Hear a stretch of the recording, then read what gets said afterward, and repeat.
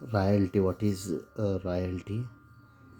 Royalty is the amount payable by one person to another person for using the ownership right or copyright or patent right.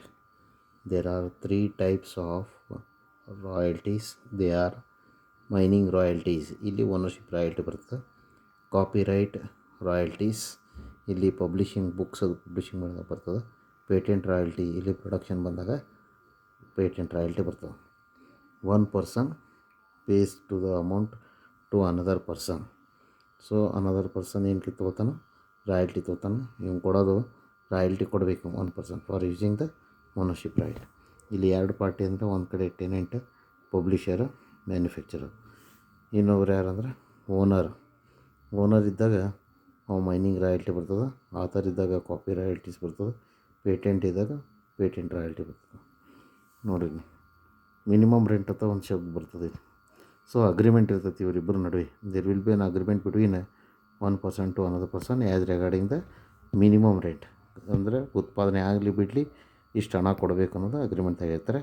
It takes some years to raise reasonable quantity of minerals or to sell a reasonable number of copies of books or articles, and hence the payment of minimum rent or a dead rent is fixed to compensate the owner of the right.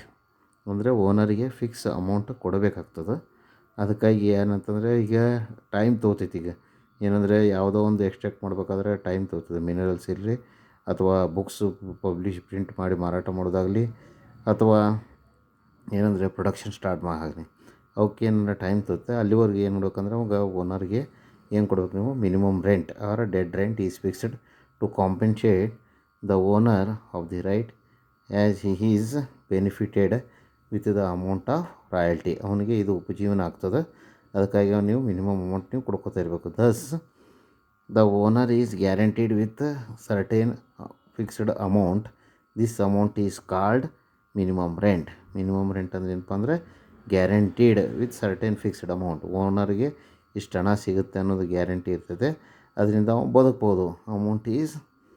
This amount is called minimum rent. ಇದಕ್ಕೆ ಇನ್ನೊಂದು ಹೆಸರು ಏನಂದರೆ dead rent.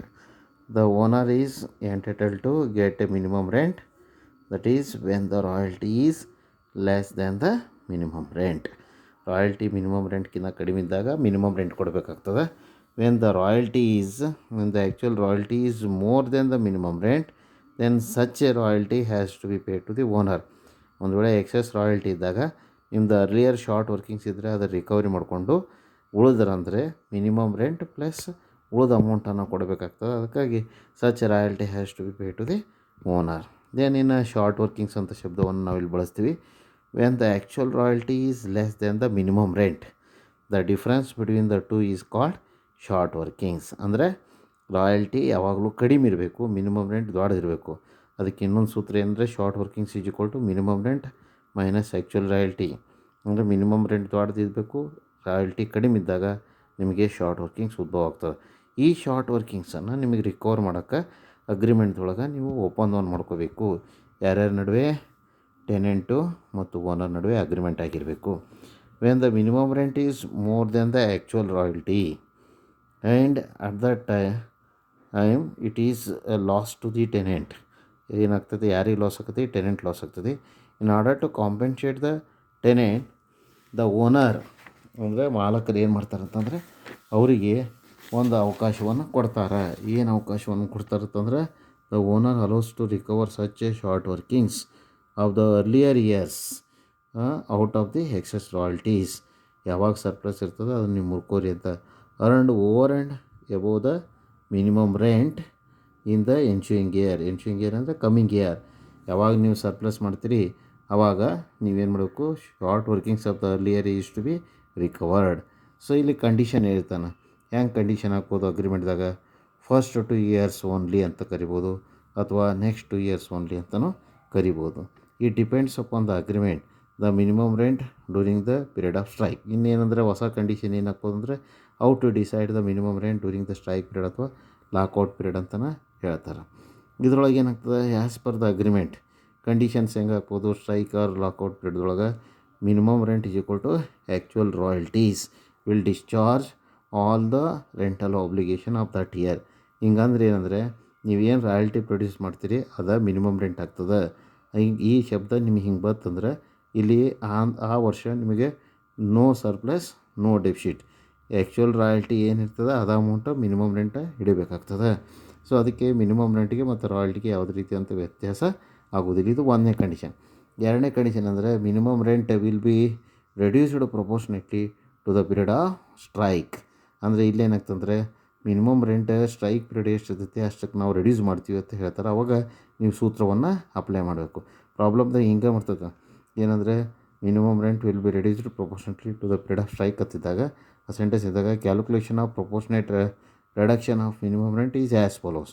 ಹೆಂಗೆ ಹೇಳ್ಬೇಕು ಅಂದರೆ minimum rent into working period ಅಂದರೆ 12 months, ಒಂದು ವರ್ಷ ಅಂದರೆ 12 ಮಂತ್ಸ್ ಮೈನಸ್ ಸ್ಟ್ರೈಕ್ ಪೀರಿಯಡ್ ಮಾಡಿದಾಗ ನಿಮಗೆ ವರ್ಕಿಂಗ್ ಪೀರಿಯಡ್ ಸಿಗ್ತದೆ.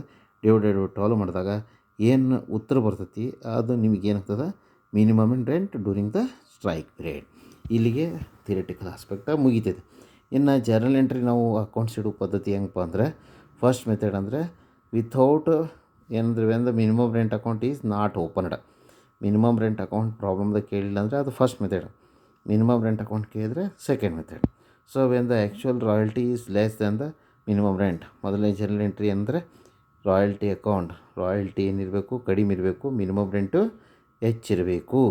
ಹಂಗಿದ್ದಾಗ ನೋಡಿರಿ ಮಿನಿಮಮ್ ರೆಂಟ್ ಹೆಚ್ಚಿದ್ದು ಬಾಣ ಚಿಹ್ನೆ ತೋರಿಸಿವಿ, ರಾಯಲ್ಟಿ ಕಡಿಮೆ ಇದ್ದು ತೋರಿಸಿವಿ. Royalty account data, short workings account data to landlord account, ಈ ಎಂಟ್ರಿಯನ್ನು ನೀವು ಪಾಸ್ ಮಾಡಬೇಕು. Next when the royalty is more than the minimum rent, ಇದು ಸರ್ಪ್ಲಸ್ ಇದ್ದಾಗ ಅವಾಗ ನೀವೇನು ಮಾಡ್ತೀರಿ, ರಾಯಲ್ಟಿ ಹೆಚ್ಚದ ಮಿನಿಮಮ್ ರೆಂಟ್ ಕಡಿಮೆ ಇದ್ದಾಗ royalty account data to landlord account, ಇಲ್ಲಿ 2 ಅಂತ ಬರೋದು ನೀವು ಬರಿಬೇಕು. ಅಂದರೆ ಇಲ್ಲಿ ಶಾರ್ಟ್ ವರ್ಕಿಂಗ್ಸ್ ಅನ್ನೋದು ಬರುವುದಿಲ್ಲ. ಇಲ್ಲಿ 2 ಡೆಬಿಟ್ 1 ಕ್ರೆಡಿಟ್. ಇಲ್ಲಿ ನೋಡಿರಿ royalty account data to landlord account. ಮುಂದೆ ರಿಕವರಿ ಏನಾದರೂ ಇದ್ದರೆ for recovering the short workings of the earlier years, ಇದು ಸರ್ಪ್ಲಸ್ ಇದ್ದಾಗ ರಾಯಲ್ಟಿ ಹೆಚ್ಚಿದ್ದಾಗ ನೀವು ಇಂಥ ಸಿಚುವೇಷನ್ ಬರ್ತದೆ. ಮತ್ತು ರಿಕವರಿ ಪೀರಿಯಡ್ ರೈಟ್ ಇರಬೇಕು, ನಿಮ್ಗೆ ರೈಟ್ ಟು ರಿಕವರಿ ಪೀರಿಯಡ್ ಇರಬೇಕು. ಅವಾಗ ಏನು ನೋಡಬೇಕು, ರಿಕವರಿಗೆ landlord account data to short workings account. ಇದು ನಿಮ್ಮ ನ್ಯೂ ಟೈಪ್ನಾಗೂ ಕೇಳಬಹುದು, ಯಾಕಂದರೆ 2 ಮಾರ್ಕ್ಸದು. What entry do you pass for recovering the short workings ಅಂದರೆ landlord account data to short workings account ಅಂತೇಳಿ ನೀವು ಮಾಡಬೇಕು.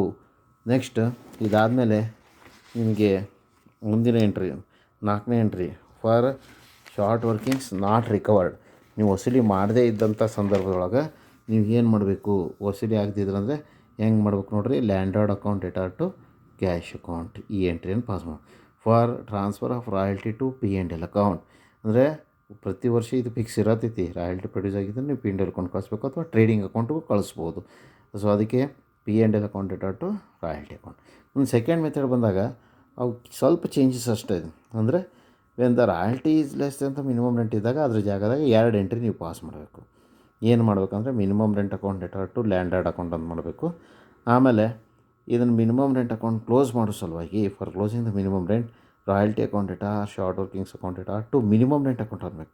ಸೊ ಹಿಂದಿನ ಫಸ್ಟ್ ಮೆಥಡ್ದಾಗ ಏನಾಕತಿ, royalty account data short workings data to landlord ಇರ್ತದೆ. ಬಟ್ ಈ ಸೆಕೆಂಡ್ ಮೆಥಡ್ದಾಗ ಇದ್ದಾಗ ನೀವು ಮಿನಿಮಮ್ ರೆಂಟ್ ಅಕೌಂಟ್ ಕ್ಲೋಸ್ ಮಾಡ್ಬೇಕಾರೆ royalty account data to short workings account data to minimum rent account.